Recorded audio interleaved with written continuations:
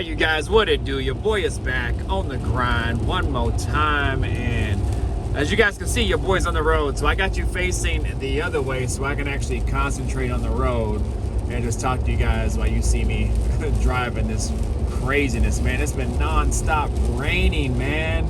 We definitely have had a late spring. Over the past several years, it's been really nice in May, even parts of April, but man, it is not letting up. So hopefully we get a break here soon, so we can start enjoying this nice Pacific Northwest weather, and we can get these cars out. So oddly enough, though, it kind of helps me because I'm still working on the Chevelle. But anyways, y'all, we are actually en route to see my buddy Chris to pick up our hood, our Cowl Induction flapper hood for the Chevelle, and a few other parts that he painted for me. So I'm not gonna talk long here so I can concentrate on this road because it is just pouring rain, man. Traffic is stop and go, kind of touchy. So anyways, you guys, if you're new to the channel, definitely think about subscribing, hit that notification bell, all that good stuff, y'all. My name is Mr. Griffin 23, restoring the 1971 Chevelle. So I got about another 10-minute drive here, so when we get there, I'll go ahead and chime back in. Man, literally crappiest weather ever, man. Crazy. But anyways, we are rolling up to the shop here. This is actually his place of work. He doesn't own the shop, he just works there, but he's been a long time painter there. And the owner there actually pretty much lets him do kind of whatever he wants. He's able to use the facility if needed and do some side jobs there after hours, of course. But yeah, y'all, we are rolling up to the shop here. So let me go ahead and get this truck situated. I brought some mats and towels and things like that. So the good thing is this is my fiance's brother's truck, and he has a cover on the bed of the truck. So I'm gonna go ahead and have to get this situated here. Looks like my buddy's waiting for me here. So let me go ahead and get this situated, and I'll chime back in when we get this thing loaded up. All right, y'all, so as you can see, I just rolled up, raining like crazy. Just waiting on my buddy here. Looks like the hood is right here, waiting for me to pick up. So let me see if I can get a hold of him. He'll probably come out one of these doors, and then I'll chime back in a moment. Man, it's pouring, y'all. I am freaking drenched. I am so sick of this weather. It's crazy. I know I keep talking about it, but man, it is literally pouring today. I mean, I don't know if it's rained this hard in a while, and the forecast calls for 100% rain, and it sure is raining like it's 100%. But anyways, obviously I couldn't get any footage, you guys, just because it was just pouring rain. But I wanted to make sure that we got the hood secured, so it's all secured, ready to go. Anyways, you guys, this is actually what the color looks like here. If you guys can kind of see, I know it's dark probably in here, but it's just that satin black. So what my buddy did is painted everything, but he left the tip that way so it won't chip the paint or anything. So he left that silver. And then this is my flapper hood, or this is my flapper door, excuse me, my flapper door. Let's see what that looks like. Oh yes sir, yes sir. So that's kind of what that looks like there. So this is the door that actually sits on top of the hood, the opening on the hood, and then it opens and closes and goes rah, rah, rah. But man, I'm super excited about this, you guys. Hopefully beat this traffic back, because last time I came down here, I actually came down a day earlier than I was supposed to. I was supposed to come down on a Friday, came down on a Thursday. And good thing I did, because there was a freak accident that shut down the entire freeway for a long time. I mean, like, it was bad. Like, multiple people died in that crash, flames, everything. I felt bad. It was horrible, but yeah, it backed up traffic forever. So I don't want to get stuck in something, hopefully not like that, but just anything, bad weather, what have you. So let me go ahead and get back here, and then I'll try to get a better video of this stuff. At least this. I can't do anything with the hood until my girl comes home, and then we're gonna move it. So but at least I can show you a close-up of the door, and then the little hood latch pin, and then we'll be good to go there. So you guys stay tuned. All right, you guys, back at the house here. Actually been working on the Chevelle just for a little bit, but the hood is here, and I'm gonna take you outside to show you, because we got a break in the rain. I just have to wait for my girl to get home so we can actually take it off. hopefully, man, I'm hoping she can help me put it on on top of this car, man. I don't want to put it outside out in the back just because I don't want the elements and the weather and stuff to get to it. And since it just got painted, I really don't want it to be out there. So I'm going to stick it back on top of the car and then until I'm ready to install it, which should be fairly soon since I just ordered my hood hinges. So anyways, you guys, I'm gonna actually show you a couple things that I've been doing on the Chevelle here. Man, this place is a freaking mess, but I've actually been, and I'll give you a sneak peek. I don't know at what point of the video series I'm gonna show you this or not, but I'll go ahead and give you a sneak peek, or maybe if I posted it already, you will have already seen it. So anyways, if you guys check my community post on YouTube, you will have seen that I installed my Dakota Digital Dash, and it is actually working pretty good. Well, good for the most part right now because I have mostly everything hooked up. There's a lot to learn about this. This thing does so many different things. It is in there, and I got it kind of temporarily installed. I have all the wires ran and kind of routed. I always run my wires a little bit longer just in case. You just never know if you're going to need to move something, or I just find it easier, like if you have to take it out after installing it behind the dash, that it allows it to hang a little bit lower so you can get to it, so you're not holding this awkward position trying to screw and unscrew and take out wires and things like that. So I always run my wires long, even if that means I have to tie them up. That's just how I am. So I ran them a little bit longer, and what I'm actually gonna do is this cable will be tucked behind there. So but anyways, it'll sit in here kind of like so, but like down further, and then the stereo will just sit right on top of that. It has these little anchor points here. So what I'm gonna do is, this dash actually has a bunch of holes under them. Now, when I restored this dash, I didn't want to fill those because I didn't know if I was gonna use gauges or not. I could always fill them at a later date and just repaint over them, but I decided just to leave them. So what I'm gonna do is actually access one of those holes and use it as a mounting point for this, and we should be good to go there. So it's a perfect hiding spot for it. I didn't want to put it anywhere else. I actually was going to put it on top of that heater, but I got something else going there. Well, on top of that control panel there for the heater and the climate control. And I know some people put it on top of the glove box, and I didn't want to do that because I'm actually going to put my ECU for my Terminator setup over there. So anyways, you guys, I'm actually just give you a quick glimpse at it so you guys can kind of see. Like I said, maybe you guys have already seen it if I posted the video for the Dakota Digital Dash installation. All right, you guys, so I'm gonna go ahead and turn this bad boy on. Sorry for the unsteady hand.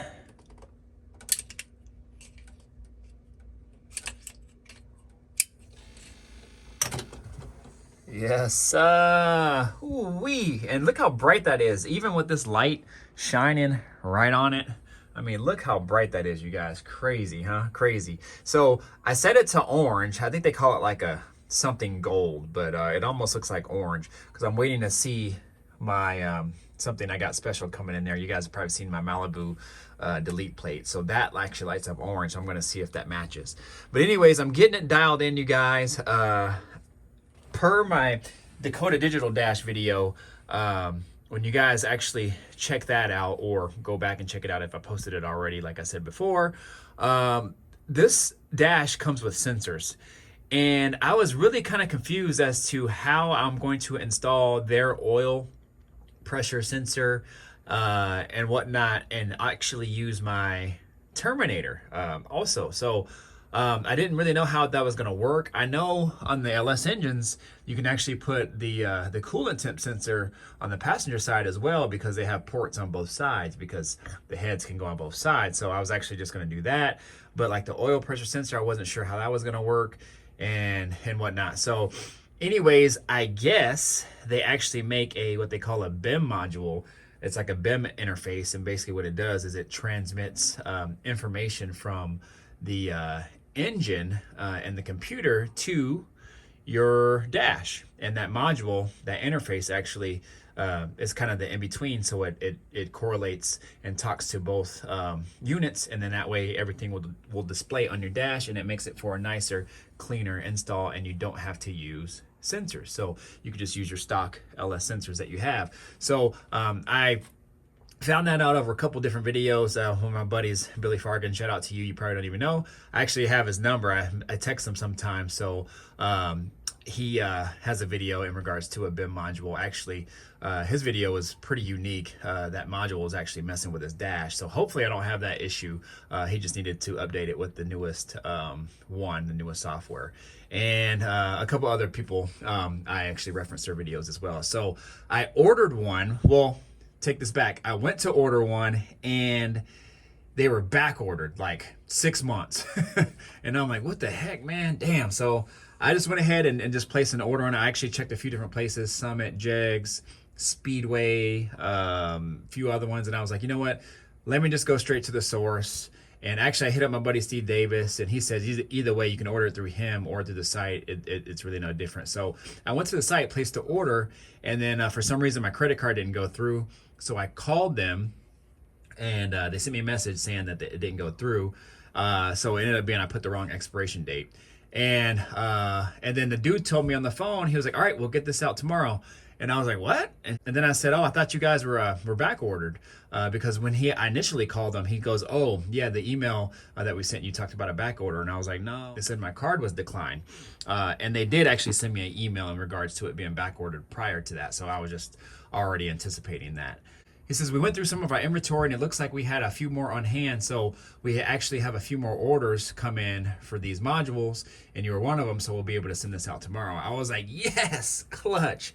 So I don't have to wait on that. Hopefully he was telling the truth and there was no mistake, and we'll get that here pretty soon. So that is super clutch, you guys. So I must say I have been pretty fortunate in regards to back ordered and parts here over the pandemic and thereafter. So there's only a couple pieces that I've ordered for this build that has been delayed. So man, hopefully I can continue that trend as we move forward. So anyways, so it is on, it is good, and I'm just kind of slowly picking away at it. Last night I hooked up all the lights and things like that, and then today I'm actually setting the fuel level, so you can actually calibrate it per the directions.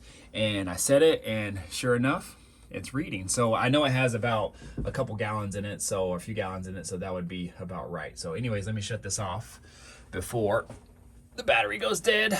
But check that out, you guys. If you haven't watched my latest video, definitely check that out. And let me know what you guys think. Leave a comment as well. And if it's not posted yet, it'll be posted soon. So let me go ahead and open this garage, and I'll show you guys my hood.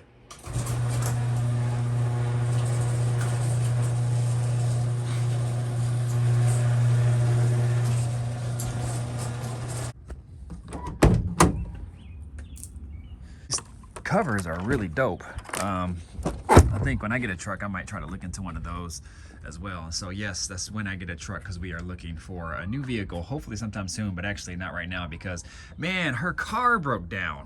That's another thing I haven't been able to share with you guys. So before we went to Mexico, her car was having some trouble shifting, and then so we dropped it off at the dealer, and they come back and tell us that it is not shifting right, of course.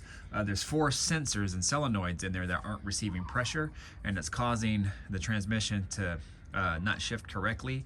And because of that, there's actually wear and tear and little metal shavings in the fluid and whatnot. So man, that is a super bummer because we weren't expecting that. That was our freaking go-getter, man. We drove that thing everywhere. 4 cylinders, like a 1.9, gets like great gas mileage. 1.9 or 2.4, I don't know. But it actually has decent power, but man, that really sucks. So now we have to figure out what to do for a different vehicle. She actually still owes money on the car, but she's not upside down in it. So I don't know what we're gonna do, you guys. So definitely pray for us on that.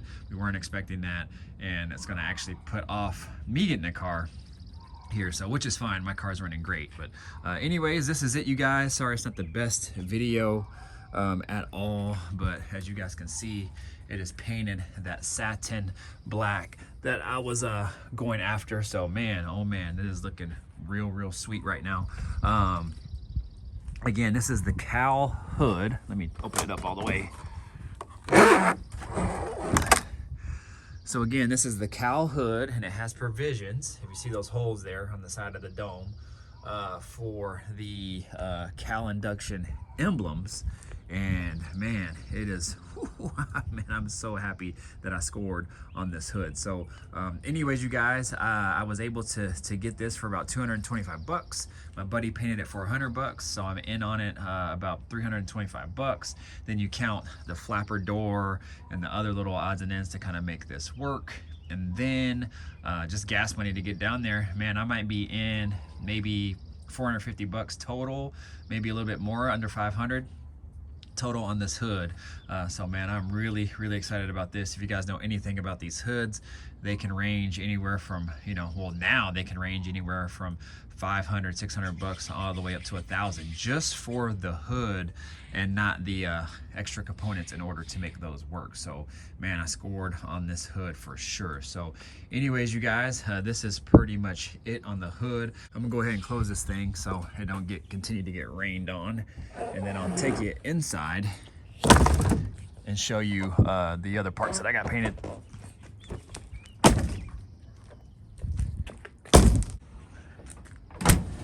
All right, y'all, so as we go over here in my Chevelle stash, these are all new Chevelle parts that I still have to put on, or just extra pieces. This thing right here, I think this thing was like 90 bucks, so kind of a little expensive. Man, they nickel and dime you on these parts for sure. It doesn't matter what make, model, brand, or anything like that, man, they sure do nickel and dime you on every single little thing. But anyways, you guys, this is it. This is the color, and I think it's gonna look pretty dope setting on top of that hood. Actually, it goes this way, I believe. Yeah.